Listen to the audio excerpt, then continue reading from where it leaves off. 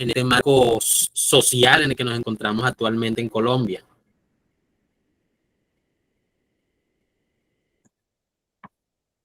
Una opinión, por lo menos. No sé, aquí está Sonia, está Marina, está Yuris, está Haynes, William, a ver, cuéntenme, Dager, Diana, Mercedes, Carmen, a ver, cuéntenme una opinión aquí. ¿Por qué creen ustedes que estas competencias son importantes para el futuro docente, las digitales y las socioemocionales? Buenas noches, profe y compañeros.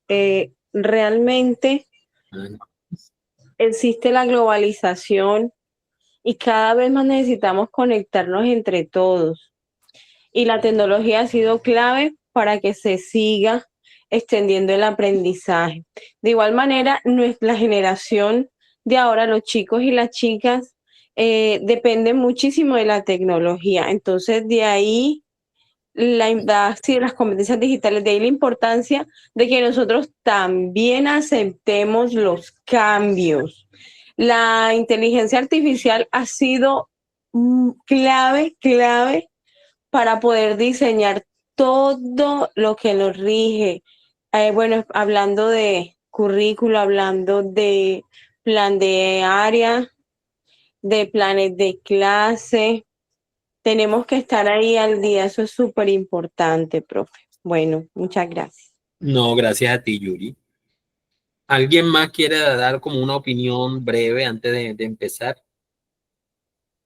sobre la importancia de estas competencias en el futuro docente, pues, o en el docente del siglo XXI?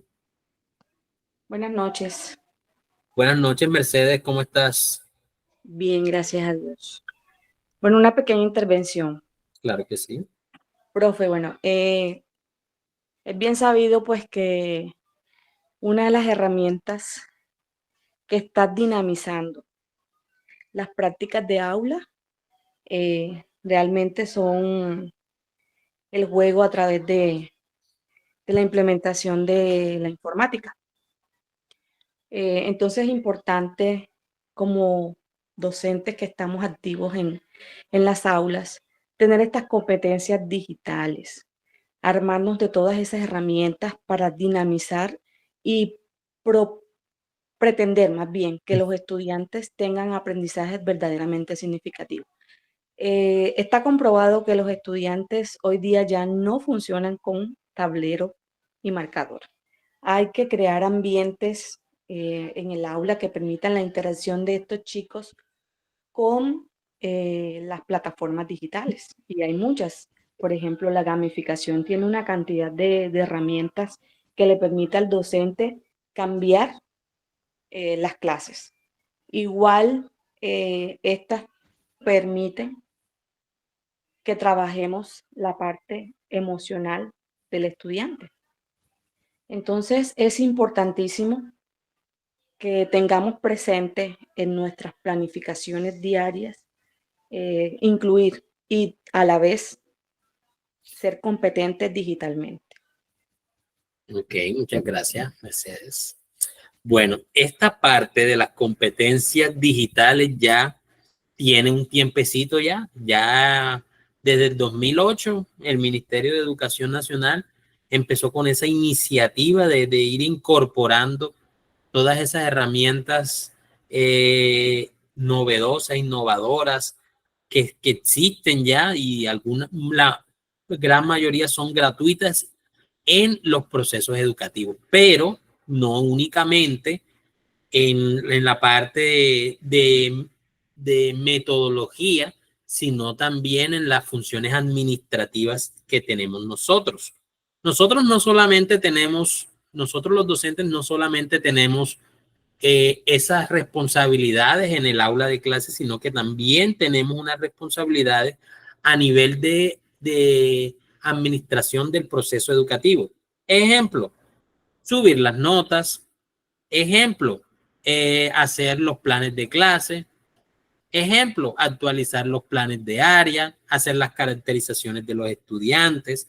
Todos esos son unas funciones que nosotros tenemos que no ocurren en el aula de clase. Y precisamente para optimizar aquellas y optimizar también las que tenemos en el aula de clase, como nos dijo acá la profe Mercedes ahorita, es que necesitamos utilizar y necesitamos saber utilizar y aprovechar esas herramientas.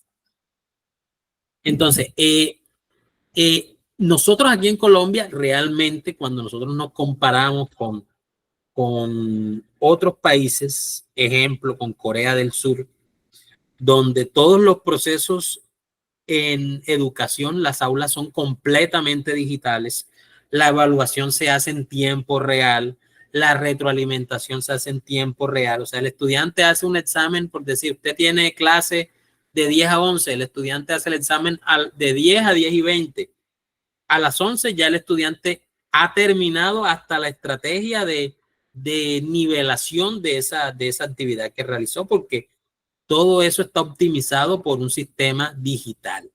Entonces, eso requiere unas inversiones que debería estar haciendo el gobierno nacional respecto a eso, pero no es lo más importante en el proceso. Y ahorita vamos a ir mirando por qué no es realmente el aparato electrónico, la parte digital, la que es 100% fundamental allí. Entonces, obviamente por eso es importante que hayan esos procesos de capacitación en estas tecnologías y también precisamente buscar el acceso. Esa ha sido una preocupación constante. Pero bueno, ya nosotros hemos visto cómo se aprovechan de que existe esa necesidad, pues con otros fines. Pero que nos quede claro de que sí se tiene conciencia de que esas necesidades son importantes abordarlas y solucionarlas. Ahora, bueno, como nos decía ahorita la profe, las competencias digitales pues requieren dominio de las tecnologías de información para mejorar el aprendizaje en el aula.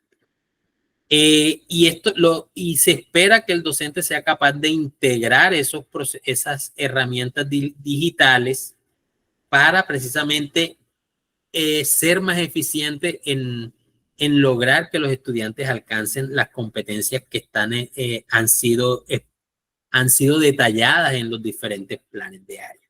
Entonces, aquí yo voy a hacer como un ejemplo de que no necesariamente utilizar la herramienta digital implica que haya innovación o que haya un cambio. Yo lo vi mucho en la pandemia. En la pandemia yo vi que había docentes que, o sea, ingresaban a las videoconferencias, a Google Meet o a Zoom o a la otra Teams, y usted los veía dictando. O sea, la fotosíntesis, definición, la fotosíntesis es tal, dictando enfrente de la cámara para que los estudiantes anotaran en el cuaderno. Ustedes ya verán que ustedes, precisamente en ese ejemplo, ustedes ya se dieron cuenta que él estaba utilizando una herramienta digital, ¿sí? Pero realmente hubo un cambio allí. Es el mismo paradigma, siendo que está utilizando, que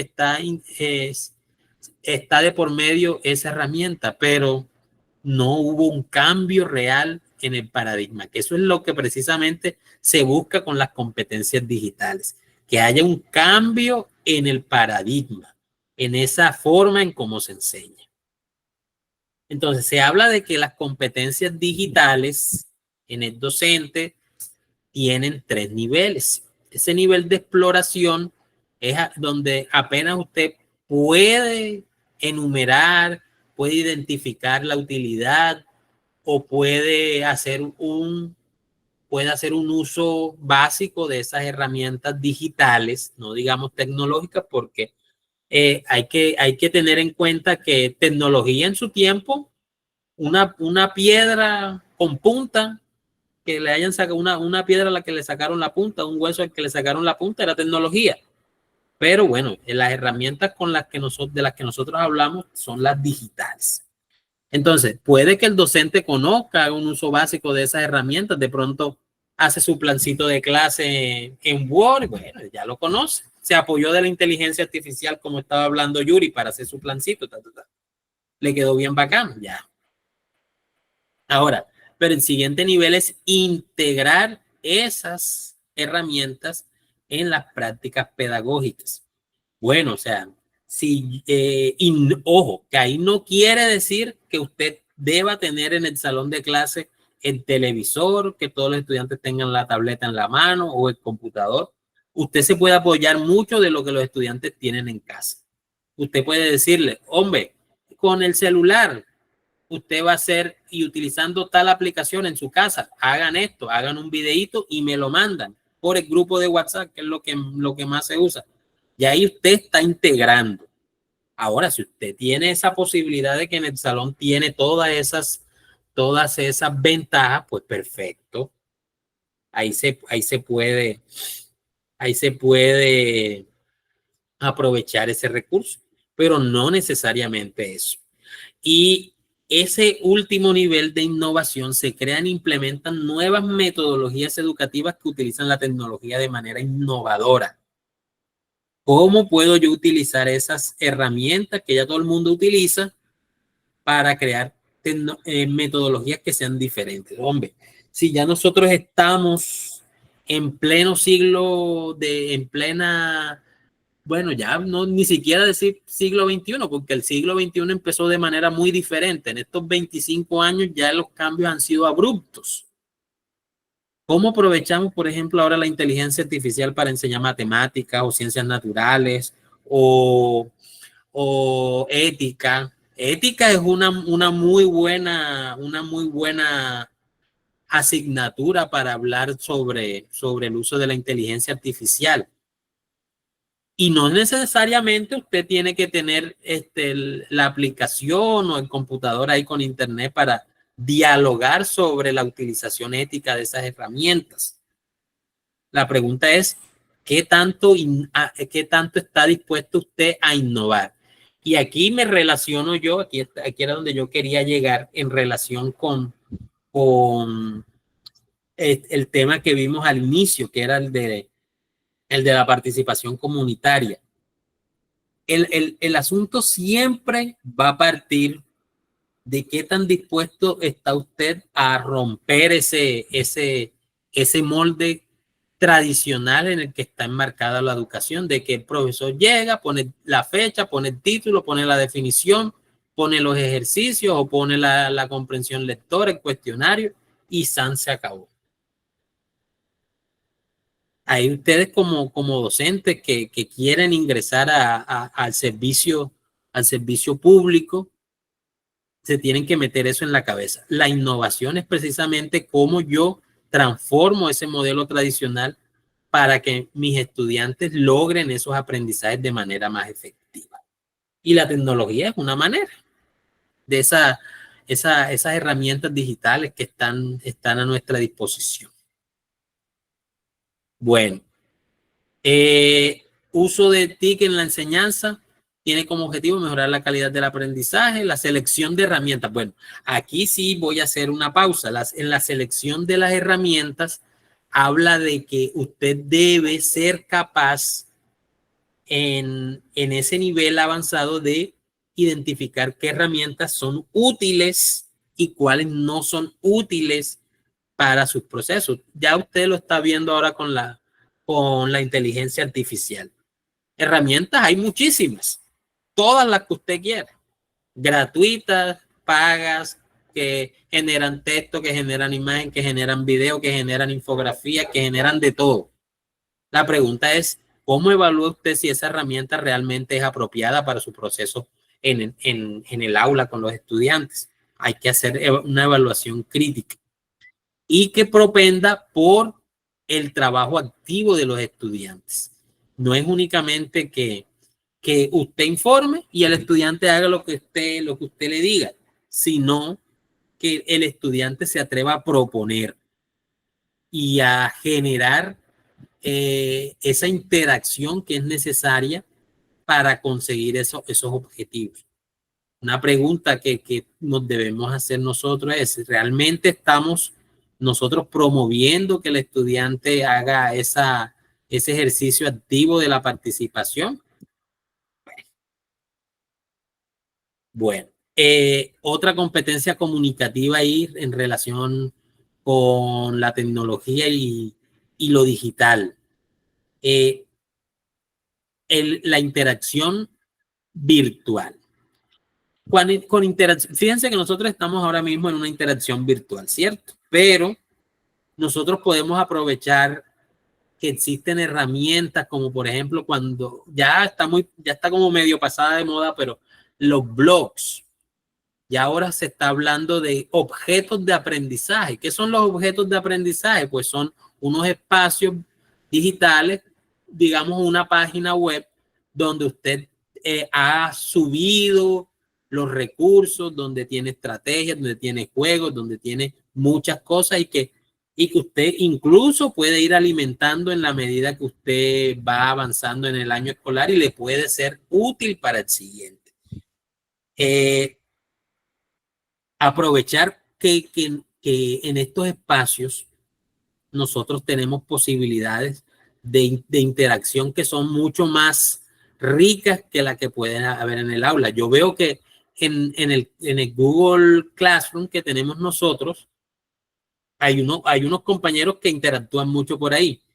Yo trato la medida que yo puedo entrar de irles contestando y ustedes se dan cuenta de que hay dudas y hay a veces que otros compañeros resuelven la duda de alguno que la ha publicado allí. Y es un espacio un poco más seguro que de pronto algunos se cohíben. Bueno, estoy hablando de los chicos. En el aula de clase, muchos se cohíben de preguntar porque creen que los compañeros se van a burlar de ellos. Es un espacio mucho más seguro el entorno virtual si usted da los lineamientos éticos para hacer. Y mire que esto como docentes nosotros también estamos en mora de hacerlo. Algunos lo hacen o algunos lo intentan, pero es fundamental que usted haga parte de una red de aprendizaje con otros maestros. Bueno, yo por ejemplo yo estoy en mi red con el colectivo que se creó el año pasado. Es un grupo muy interesante. Estoy en otro grupo con una red de maestros de matemáticas, que uno puede hacer ponencias, hay conversatorios semanales. Mire que el conversatorio que yo hice es precisamente eso, esa necesidad de construir esas relaciones y esas comunidades de aprendizaje. Eso es, digamos que es una tarea fundamental. Y, por ejemplo, ese conversatorio que yo hice no hubiese sido posible si no tuviéramos estas herramientas. Porque hacer un conversatorio ya presencial, eso implica unos gastos, implica unas inversiones, entonces ya uno tiene que pensar en qué tiene que cobrar y todas esas cuestiones. Entonces, importante eso para que lo tengamos en cuenta.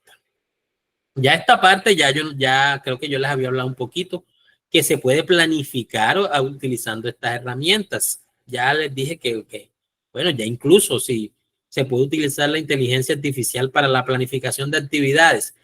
Y fíjense, yo ahorita en la semana institucional que hubo en mi institución, yo a mis docentes, yo incluso a algunos que no conocían las herramientas, yo los capacité en eso.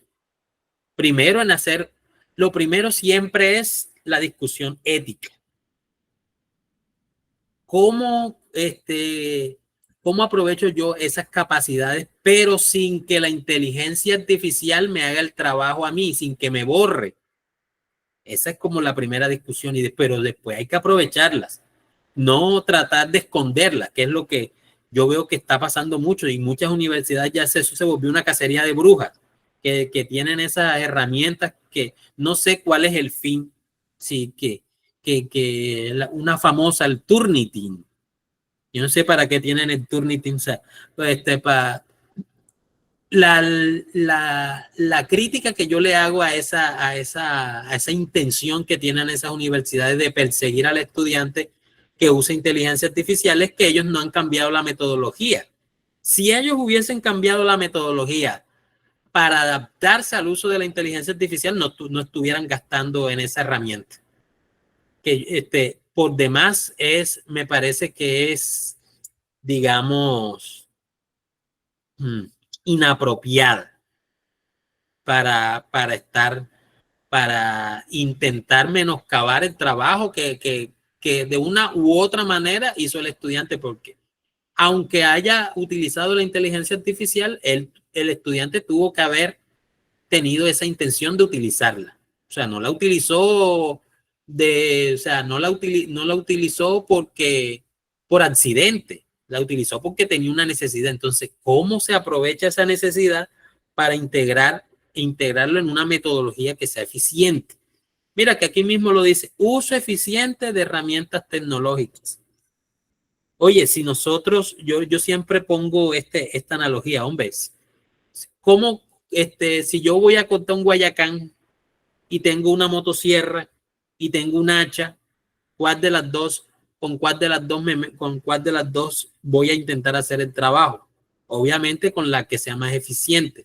Si nosotros tenemos esa herramienta, toca utilizarla, pero no es utilizarlas para que haga el trabajo. Hay que dar la discusión ética, hay que dar la discusión metodológica, pero si es como las universidades, que yo me imagino que aquí los que están recién egresados o los que todavía están en proceso de recibir titulación saben a lo que me refiero. Ya, o sea, que yo conozca, pues, las universidades que yo conozco están en ese proceso de cacería contra el estudiante, que si utilizó, que si no utilizó, bueno, pero ese problema no debería ser del estudiante, debería ser de la universidad. Buscar esas metodologías innovadoras que en lugar de estar persiguiendo, incorporen esa herramienta que es tan útil. Bueno, competencia investigativa, registro y análisis de prácticas pedagógicas. Muy importante también esta parte. Si usted como docente innovador, que ya yo le he dicho que ese es el propósito del decreto 1278, se lo dije en el fundamento legal, usted puede aprovechar esas herramientas y esas redes para empezar a mostrar su trabajo. Si usted hizo una metodología innovadora, publíquela. Hay revistas científicas, hay ponencias, hay ferias de las diferentes áreas. Vaya usted a esas ferias y exponga lo que hizo. Y en esas mismas también le puede usted ayudar como a reflexionar sobre su práctica y sirve de modelo inspirador para sus estudiantes, que también estábamos hablando de eso ahorita, que el estudiante en la imitación y observación de su docente también aprende. Bueno, entonces, ahora, esta parte de la integración de la TIC en el Plan Nacional de Desarrollo, bueno, en el que pasó, ya en este actual, ya tiene como otras intenciones, pero en general los planes de desarrollo buscan precisamente que se utilice esas TIC para generar transformaciones en nuestras comunidades y que se haga todo de manera transparente, eficiente y con la participación ciudadana. Bueno, entonces, aquí cuando se habla de la concepción de la educación como proceso de desarrollo potencial, hay que considerarla como un proceso que integra el desarrollo personal y social de los individuos y que le permite empoderarlos y mejorar su proceso de aprendizaje. Y esto crea, asimismo, unas posibilidades de proyecto de vida a futuro. Bueno, entonces, hasta aquí llegó la parte esta de las competencias digitales. No sé si hasta aquí hay alguna pregunta. Pueden abrir el micrófono porque el que quiera participar, porque no tengo el celular, que es donde yo observo si quieren participar o no con la manito. Ya se me apagó. Entonces, no sé si alguien quiere participar en esta parte de la tecnología antes, de pronto contar su experiencia con la inteligencia artificial en su universidad o cómo lo han integrado. De pronto hay alguna universidad que lo ha hecho de manera elegante de manera que la integre. No sé qué me cuentan ustedes. Prueba, pues efectivamente, como usted dice, se ha vuelto como una cacería por el tema de plagio, por el tema de que pues la inteligencia haga el trabajo. Sin embargo, yo siento que pues se ve más que todo en la parte ya profesional la integración de esa inteligencia como tal en diferentes campos. Por ejemplo, en mi caso, con la agroindustria ha sido de mucho refuerzo y en la parte investigativa también, porque sí, para nadie es un secreto que cuando uno coloca de evaluación todo el tema de artículos científicos, pues también hay un filtro que es esa evaluación a través de ese programa del Turnitin. Pero, sin embargo, también siento que hay como un poco de refuerzo, que siento que a veces la mayoría de los docentes, no sé si a usted le pasó en cuando estaba en su pregrado, que habían docentes que no tenían pedagogía, es decir, que eran sabios de alguna temática y por eso estaban precisamente dictando esa área, pero no encontraban metodología, no hacían procesos de enseñanza, no buscaban alternativas para integrar todos estos procesos contemporáneos con lo que pues podría suceder o con lo malo éticamente hablando que podía llegar a ser la inteligencia. Sin embargo, también hay críticas, pues, en la parte institucional, acá hablando de bachillerato, primaria y todo eso, porque existen también pocos docentes que manejan esa parte y como usted muy bien lo dijo, usted le tocó de pronto en su institución capacitar a ese cuerpo de docentes que me imagino que está en propiedad, pues, de sus áreas en el tema de la institución, entonces ellos tampoco han intentado como actualizar esas competencias digitales, que era algo que les iba a mencionar también anteriormente, que yo este refuerzo de competencias digitales lo veo como desde la transversalidad, es decir, la unión refuerza esas competencias de las TIC, no solamente en los estudiantes, sino también pues en el cuerpo docente. Muchas gracias, compañero, por darnos esa perspectiva. No sé si algún otro compañero quiere participar de esto antes de seguir con las competencias socioemocionales. Recuerden que parte del proceso de aprendizaje es a través de la interacción, o sea, tenemos que interactuar. Entonces, no sé qué me comentan ustedes. Pueden abrir el micrófono.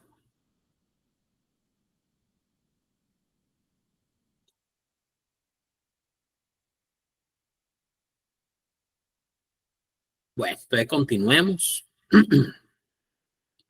Bueno, este tema de las competencias socioemocionales, ya el Ministerio de Educación ya ha sacado 2 documentos con, bueno, no es que sean súper extensos, pero bueno, que sí tienen su cierta longitud y que es importante que ustedes los lean.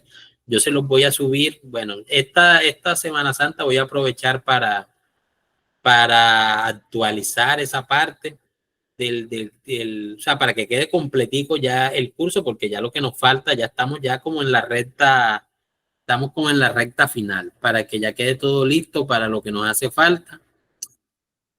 Y bueno,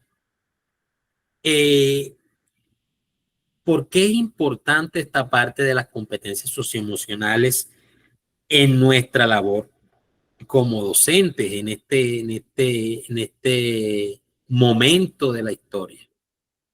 Entonces, esta parte es importante porque reconoce, yo creo que es la primera vez o que se hace como un reconocimiento de que el ser humano no es únicamente, en la escuela, el ser humano no es únicamente el cerebro y la parte académica y bueno, y cierta parte de la parte emocional, sino que reconoce que el ser humano es una serie de capas que incluyen esa parte emocional, esa parte social, además de la parte académica. Y eso que no estamos hablando de la parte espiritual. Yo creo que ahorita cuando usted consulta literatura, apenas es que se está dando como a vislumbrar esa importancia de la parte espiritual en la construcción de un ser humano integral.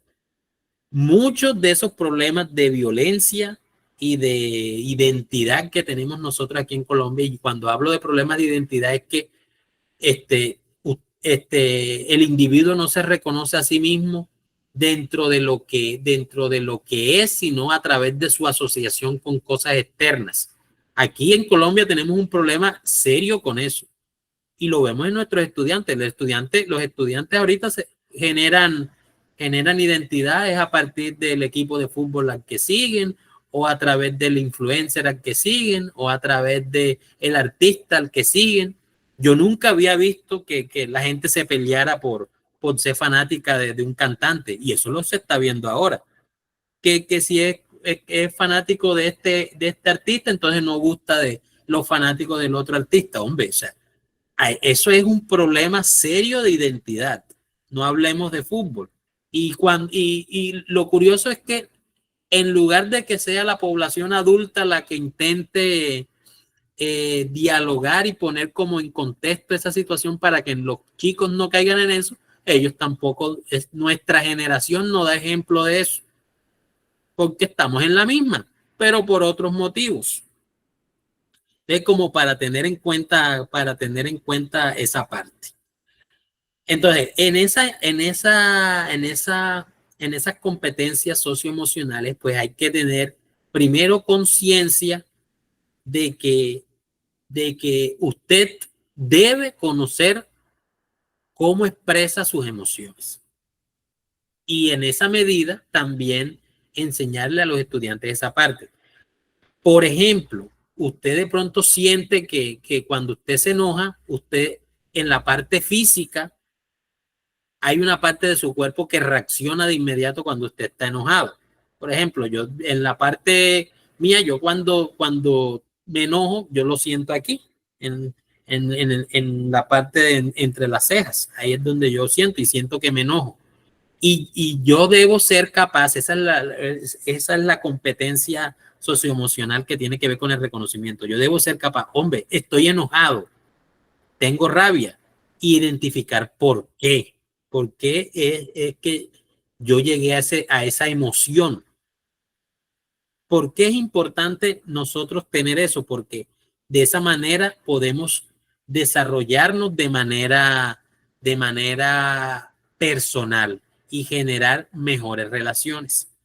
Ahora, no es únicamente usted reconocer que tiene esa emoción, sino que sea capaz de regularla.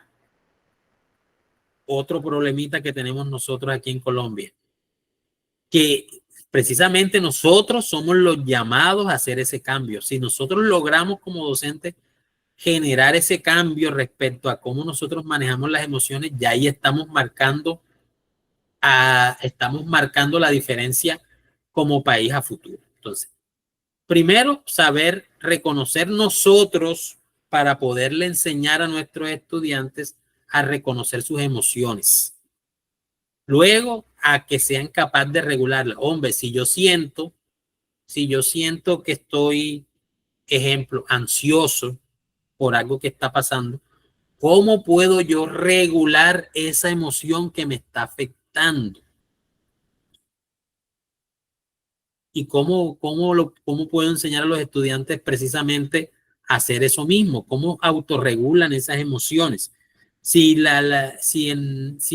por ejemplo, yo tengo permanentemente esos episodios de ira o de rabia, ¿cómo hago yo para que sea yo el que controle la emoción y no que la emoción me controle a mí? Ese es el proceso que hay que hacer. Y eso es lo que precisamente va a generar bienestar. En la medida que yo no deje que la emoción me controle, yo garantizo que yo soy el que tengo el control. Y ahí es donde vemos que mucha de nuestra población en Colombia, pues, no es capaz de eso. Vemos esos episodios donde el individuo dice, no, me dejé llevar de la rabia porque se encontró a la mujer con otro, o porque le rayó el carro, o no sé, tantas situaciones, o porque le cobraron de más, o porque no le dieron el puesto completo. Intolerancia. Bueno, y eso también permite esa capacidad de enfrentar desafíos. Y si un estudiante en esa edad de formación logra hacerlo, pues ya ha ganado bastante. Ahora, en esta parte de las competencias emocionales también es importante reconocer la conciencia social y las habilidades de construir, esas habilidades para construir relaciones saludables. La conciencia social permite que los estudiantes entiendan y valoren las perspectivas de los demás, promoviendo un ambiente de respeto. Ya de esto hablé. Hombre, necesitamos desde la parte educativa ser capaz de promover que haya diálogo de perspectivas. Ya yo hablé bastante de eso, no creo necesario volver a entrar ahí de manera profunda. Y eso también va a ayudar a que los estudiantes construyan relaciones que sean positivas, que sean constructivas con las personas que los rodean mediante la comunicación efectiva y mediante también la resolución sana de conflictos. Entonces, debemos fomentar esas relaciones saludables entre los estudiantes porque esa es una garantía de que va a haber un aprendizaje positivo y colaborativo. Y yo puedo dar fe de que eso se da mucho en las aulas de clase. Si usted puede decir, hombre, vamos a poner un ejemplo, ese sexto uno, nadie quiere dar clase en sexto uno porque sexto uno es imposible, hay mucho desorden, los estudiantes están en conflicto permanente los unos con los otros. Pues es que lo primero que hay que hacer es precisamente trabajar esa parte. Usted es profesor de matemática, pero si usted llega enseguida a tirar título y a tirar ejercicio y no ha hecho nada por construir esa relación saludable entre ese grupo de estudiantes, pues de nada le va a servir porque no van a aprender nada mientras ellos estén enfocados en ese conflicto. Yo he tenido grupos donde yo los he encontrado, pues tuve uno donde yo lo encontré que estaban, pero que se destrozaban los unos con los otros. O sea, nadie podía decir nada ahí porque enseguida le caían los otros. Siempre buscándole la caída, los chicos le buscaban la caída a los compañeros para que quedaran mal. Y eso tuvo que hacerse un trabajo consistente de todas las clases, empezar 5 minutos, 10 minutos, de que ellos reforzaran esa parte de poder decir cosas positivas de los compañeros. Al principio cuesta, pero en la medida que ellos van transitando por ese camino, en el que se dan cuenta de que si el grupo está unido, que es colaborativo y que hay buen ambiente, les va mucho mejor a nivel académico, ellos mismos van tomando conciencia. Y más si ellos el punto máximo de esa colaboración es que ellos mismos encuentren identidad en ese grupo. Si usted logra que ese grupo difícil en el que usted está se comprometa dentro de ellos mismos a protegerse, a cuidarse, usted ya hizo casi que el trabajo completo. Usted se va a dar cuenta de que no solamente es en la parte convivencial donde ellos están ganando, sino que también en la parte académica, porque es que una no existe sin la otra. Bueno, ¿cómo mirar esa parte de la responsabilidad en la toma de decisiones cuando estamos hablando de esa parte ética en la que los estudiantes deben analizar la manera en cómo se conducen, que también está relacionado con esa parte actitudinal? Dice aquí, evaluación de situaciones, promover que nuestros estudiantes evalúen esas situaciones y analicen las opciones disponibles antes de tomar una decisión responsable y ética. Esto está relacionado con lo anterior porque precisamente en el momento en que ya nosotros la emoción no toma las decisiones por nosotros, nosotros tenemos una amplia gama de opciones que toca analizar. Y una manera muy elegante de hacer ese análisis de opciones es la ética. Por eso es yo soy crítico de cómo se utiliza la ética en muchas instituciones. La cogen es para completar la carga de los profesores, como si fuera una materia de relleno. Ética es quizás la asignatura más importante que tenemos nosotros en este tiempo, porque eso es lo que le da el sentido crítico a los estudiantes cuando se trabaja correctamente. Y de esta manera se puede desarrollar confianza en la toma de decisiones si nosotros tenemos ese criterio ético para hacerlo. Ahora, por último, vamos a ver cómo esa interrelación entre esas competencias que algunos llaman competencias blandas y las competencias digitales tiene un impacto en la parte educativa. Entonces, fíjense que nosotros podemos utilizar esas herramientas digitales para que los estudiantes puedan interactuar de manera más efectiva. Y creo que esto se los había dicho. Se quita mucho peso de pronto en la interacción cuando se promueve a través de esas herramientas, de esos espacios virtuales. También se fomenta mucho el trabajo en equipo. Ahora que están esos documentos en la nube donde cada quien puede hacer aportes, lo pueden hacer en casa. No, ni siquiera es necesario que sea dentro de la institución. Si usted quiere esa parte del trabajo en equipo, que ya la vimos nosotros en los fundamentos epistemológicos, cómo la llevamos a cabo, pues hombre, la podemos llevar a cabo haciendo uso de esas herramientas esas herramientas digitales. Y esas conexiones positivas, como ya lo hemos visto, pues generan aprendizajes significativos y positivos.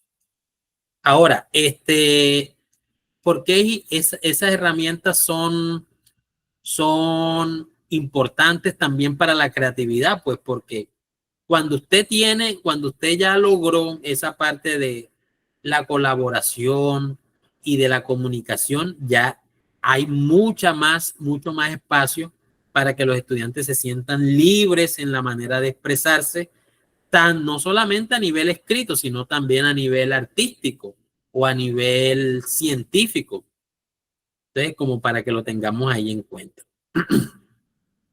Entonces, ¿cómo podemos ir integrando estas tecnologías en estas herramientas digitales para fortalecer más el aprendizaje y también esas partes de las competencias emocionales? Pues podemos fomentarlas, pero también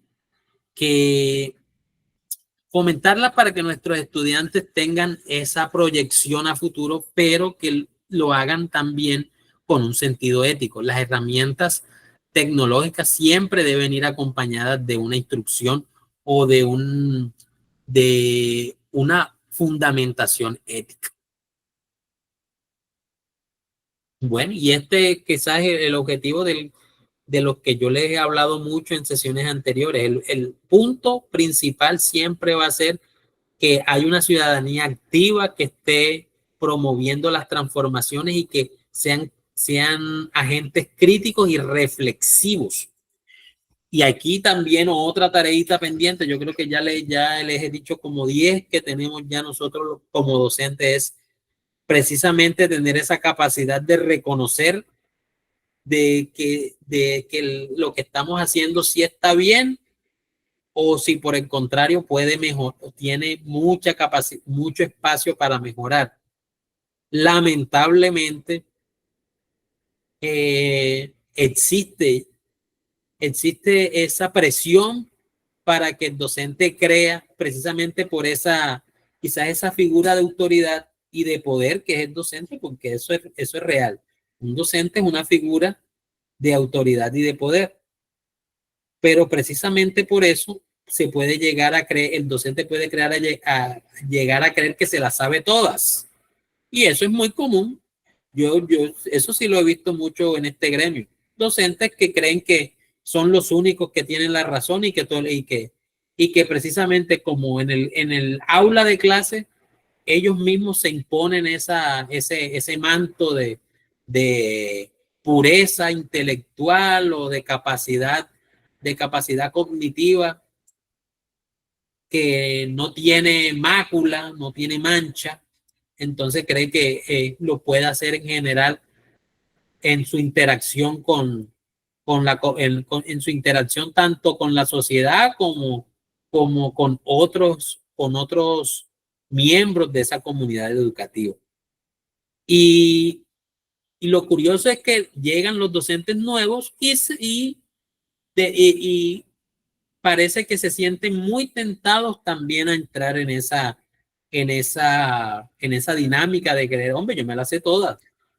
Yo no tengo por qué preparar clase porque ya yo me sé este tema, ya yo lo he dado 10,000 veces, yo no tengo por qué llegar al salón de clase con ninguna estrategia porque eso da lo mismo. Ese es precisamente el tipo de docente que el Ministerio de Educación no quiere que esté en el aula. Si usted se presenta en ese concurso con esa idea de que usted lo que va a hacer es a repetir ese esquema educativo con el que usted se formó, por aquí no lo dijo el compañero, o sea, ya llega el docente hasta el nivel universitario y llega a tirar marcador. ¿Dónde dónde está la propuesta pedagógica o didáctica en referencia a eso? Se los dejo ahí de tarea. Bueno, habla aquí que la combinación de habilidades técnicas y humanas es esencial para el desarrollo integral de los individuos. La tecnología debe ir acompañada también de la complejidad humana. Las competencias digitales son fundamentales para adaptarse a un entorno laboral en constante cambio y evolución tecnológica. Y las habilidades socioemocionales permiten a las personas interactuar efectivamente y prosperar en entornos colaborativos y diversos. Bueno, aquí ya como para ir terminando, creo que es importante que nosotros reconozcamos que esa parte de este mundo que nosotros estamos viendo que hace 5 años no teníamos acceso a todas estas herramientas que tenemos ahora. Y lo más probable es que dentro de otros 5, ni siquiera estoy hablando de 50 ni de 100 años en el futuro, en 5 años ya este mundo como nosotros lo conocemos va a tener cambios que van a ser sustanciales. Y el propósito nuestro es precisamente no intentar perseguir y eso que estamos bastante atrasados, o sea, en comparación con otros países en relación con cómo aborda la educación. Usted puede ver aquí muy tranquilamente, se mete aquí en un colegio y usted ve lo mismo que se hacía hace 70 años. La misma historia. Usted no ve que ha cambiado absolutamente nada. Gracias a Dios, y me consta que muchos de los docentes que están entrando ahorita, que entraron en este concurso, vienen con nuevas ideas, son propositivos, traen inquietudes, traen esa intención de marcar diferencia, de aplicar proyectos, de transformar las comunidades a través de la educación. Pero incluso para ellos va a ser difícil montar ese tipo de metodología que no sea que vaya detrás de los avances, sino que precisamente se construya en torno al cambio. Esa es la gran inquietud. La gran inquietud y la reflexión que le quiero dejar ya para finalizar esta sesión. Yo, como docente que voy a entrar al servicio ya en el próximo concurso, ¿cómo voy a hacer yo precisamente para incorporar el cambio constante y permanente como un agente central para la construcción metodológica? Yo cómo voy a construir mis planes de clase sabiendo que de pronto lo que yo voy a enseñar, lo que esas temáticas o ese dispositivo que existe hoy en 5 años ya no va a existir. Esa es la inquietud que quiero dejarles. Entonces, compañeros, aquí como conclusiones, pues la educación debe integrar esas competencias digitales y socioemocionales para promover el desarrollo integral y que los prepare para los diferentes desafíos que se le vienen encima. O sea, yo creo que los que estamos en esta edad, lo que se conoce como ni somos jóvenes ni somos ancianos, yo por lo menos a mí me preocupa un poco hacia dónde va el mundo. O sea, pero a los chicos que son los que tienen, estos chicos de 10, de 15 años, lo que les espera va a ser mucho más agresivo en el sentido de, de esa construcción y esa transformación que va a tener el mundo a futuro. Pero precisamente para eso está la educación. Mira, que aquí habla de que no solamente para el mundo laboral, sino para las demandas cambiantes. Y luego, por último, que esa educación centrada en esas competencias va a ayudar a formar ciudadanos responsables y comprometidos con su comunidad, promoviendo un sentido de pertenencia. Porque yo les hablaba de la transformación en comunidad y de la construcción de identidad. Bueno, compañeros, entonces no sé si ustedes, agradeciéndoles mucho, no sé si tienen alguna duda. Este es el espacio para las preguntas, para los comentarios.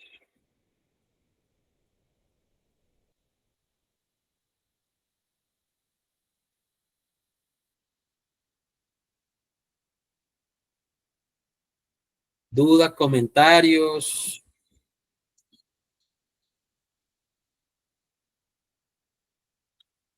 Pues ninguna, profe, todo bien. Bueno, gracias, compañero Luis Alfredo. Bueno, sobre el simulacro, ya yo les había comentado que va mañana, en el transcurso de la mañana, yo se lo voy a activar a través de la plataforma. Va a estar disponible jueves, viernes, sábado, domingo y lunes. Lunes a las 7:30, pues ya se finaliza para poder hacer la base de datos con las respuestas. Bueno, Yuri, gracias a ti. No sé si hay alguna otra pregunta. Otra pregunta. Adelante. Al final, pues, de todo el tema del curso, pues nosotros seguiremos teniendo acceso a los diferentes simulacros. Al final, sí, señor. Yo se los voy a activar toditos cuando finalice. Listo, profe, muchas gracias. Bueno, compañeros. Bueno, compañeros, no siendo más, los dejo para que disfruten su Semana Santa y para que estudien, por favor, repasen, estudien lo que hemos visto, importante. No se queden nada más con lo que está aquí en la grabación. Y entonces estamos en contacto. Próxima semana yo estoy en comisión de Diana. Lorena tenía la palabra. Diana, tenías la palabra. Sí, buenas noches, gracias. ¿El simulacro es general? No, el simulacro es sobre fundamentación legal, fundamentación epistemológica, las competencias socioemocionales y las competencias digitales. Bueno. ¿Cuántas preguntas son? Son 25. Vale. Muchísimas gracias, muy amables por todo. Ok, Diana, con todo gusto. Bueno, compañeros, entonces, no siendo más, les agradezco su presencia y quedamos en contacto. Un saludo especial a todos. Bueno, gracias.